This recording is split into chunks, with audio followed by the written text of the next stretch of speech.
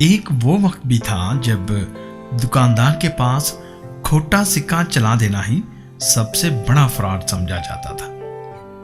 یہ ان دنوں کا ذکر ہے جب ماسٹر اگر بچے کو مارتا تھا تو بچہ گھر آ کر اپنے باپ کو نہیں بتاتا تھا، اور اگر بتاتا تو باپ اسے ایک اور تھپڑ رسید کر دیتا تھا۔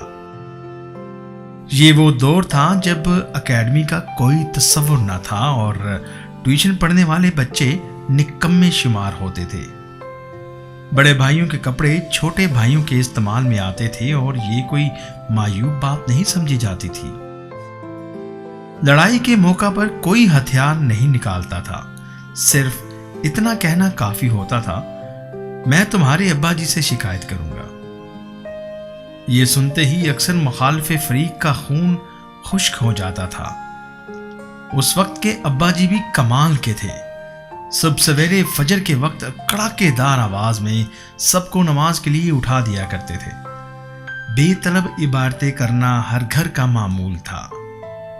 کسی گھر میں مہمان آ جاتا تو ارد گرد کے ہمسائے حسرت بھری نظروں سے اس گھر کو دیکھنے لگتے اور فرمائشیں کی جاتی کہ مہمانوں کو ہمارے گھر بھی لے کر آئے۔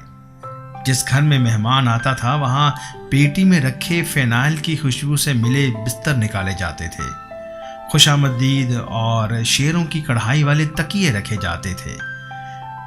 مہمان کے لیے دھلا ہوا تولیہ لٹکایا جاتا اور غسل خانے میں نئے صابن کی ٹکیاں رکھی جاتی تھی۔ جس دن مہمان نے رخصت ہونا ہوتا تھا سارے گھر والوں کی آنکھوں میں اداسی کے آنسو ہوتے تھے۔ مہمان جاتے ہوئے کسی چھوٹے بچے کو 10 روپے کا نوٹ پکڑانے کی کوشش کرتا تو پورا گھر اس پر احتجاج کرتے ہوئے نوٹ واپس کرنے میں لگ جاتا، تاہم مہمان ہر صورت یہ نوٹ دے کر ہی جاتا۔ شادی بیاہوں میں سارا محلہ شریک ہوتا تھا۔ شادی یا غم میں آنے جانے کے لیے ایک جوڑا کپڑوں کا علیحدہ سے رکھا جاتا تھا جو اسی موقع پر استعمال میں لایا جاتا تھا۔ جس گھر میں شادی ہوتی تھی ان کے مہمان اکثر محلے کے دیگر گھروں میں ٹھہرائے جاتے تھے۔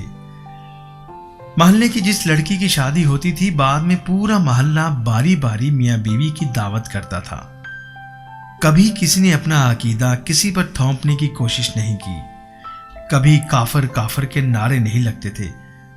سب کا رونا ہنسنا سانجھا تھا، سب کے دکھ ایک جیسے تھے۔